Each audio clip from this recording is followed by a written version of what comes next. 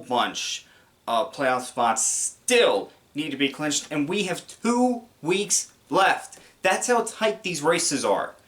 It's just getting crazier and crazier. Now let's move on to these picks. Our Thursday night game is going to be Philadelphia taking on Washington. Philadelphia wins. They are 1 step closer to clinching a playoff spot. Washington, if they win, they're still in the race. I'm going to go Philadelphia on this one. Right now, they're on a little bit of a streak. Rams taking on Baltimore. Baltimore has lost 4 straight games, and we still don't know if Lamar Jackson's going to be ready to go. And we have no idea who's going to be put off the COVID list and who's going to be put on the COVID list at this point with Baltimore. Meanwhile, the Rams, they're starting to really heat up right now. You have to like them going into the playoffs. Give me the Rams and probably a blowout. Tampa Bay taking on the Jets. For the Jets, it's still the Jets. What more can I say? Tampa Bay, Super Bowl contender. Give me Tampa Bay. Miami taking on Tennessee. For Miami, they went from losing 7 in a row to winning 7 in a row, and now they have the final playoff spot. In Tennessee, they are still in really good shape, and remember, they're due to get Derrick Henry back by the playoffs. Give me Tennessee. Jacksonville taking on New England. For New England, they lost against Buffalo last week. Meanwhile, Jacksonville, what more can you say? They're in line to get the first overall pick again. Give me New England. Raiders taking on Indianapolis. For Indianapolis, they are not going to have Carson Wentz. He was put on the COVID list, and he is unvaccinated, which means he's going to be out for 10 days. Meanwhile, for the Raiders, they're still holding on by a thread, but they've got to win their last 2 games, and they've got to have some help. I'm going to go with the Raiders on this one because Wentz is going to be out. Kansas City taking on Cincinnati. Cincinnati, all they got to do is win 1 more game or have Baltimore lose 1 more game. They win the AFC North.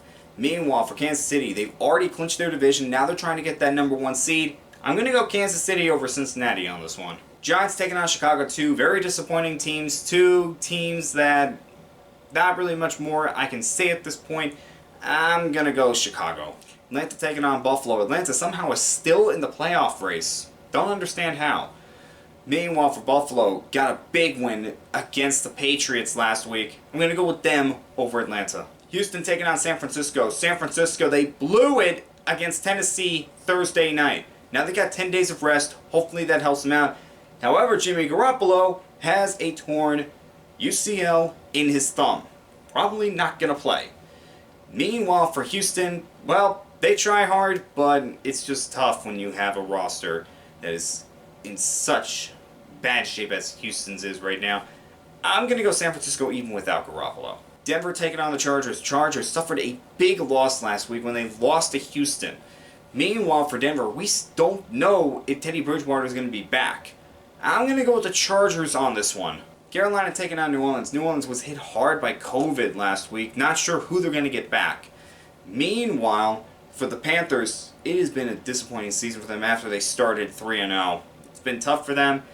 I'm going to go Carolina over New Orleans just because of the uncertainty with the roster. Detroit taking on Seattle. For Seattle, they blew it late in the game against Chicago. Meanwhile, for Detroit, well, they've won 2 games, so they can say that. Give me Seattle. Arizona taking on Dallas. Arizona has lost 3 games in a row. They've got to get back to winning before the playoffs. Meanwhile, Dallas has clinched the NFC East, and they're looking to do even more. I'm going to go Dallas over Arizona. Minnesota taking on Green Bay. When these 2 teams met earlier in the season, Minnesota upset Green Bay. Don't think the Packers have forgotten about that. I'm going to go with the Packers on this one. Cleveland taking on Pittsburgh. I'm going to go Pittsburgh on this one because I don't think they have really forgotten what happened in the playoffs last year when Cleveland basically dominated them. Yeah, I think Pittsburgh's going to have a nice win against them. Alright guys, those were my picks for Week 17. And before I go, I just want to talk a little bit about John Madden. As we know, John Madden passed away, and this guy had such an impact on the game of football. People remember him as being the Raiders head coach that got them to their first Super Bowl victory, and others remember him for being maybe the best color commentary ever for the NFL. He was that good.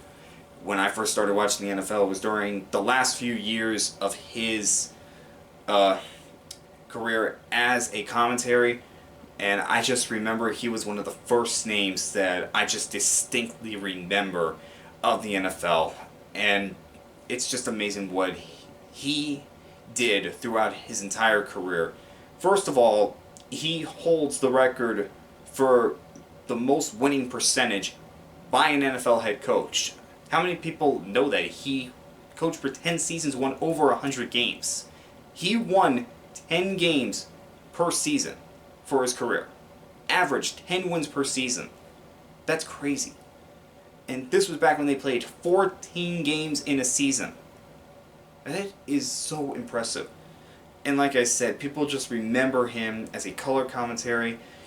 The way that he did it, nobody could really match what he did. And he is going to be missed a whole lot. And just everything. He is never going to be forgotten. A Hall of Fame head coach. A Hall of Fame color commentary. Heck, there's a video game series named after him. So, John, rest in peace. And I hope that you and your old broadcasting partner, Pat Summerall, are up there in heaven, finally together again. We'll miss you, John. We'll miss you.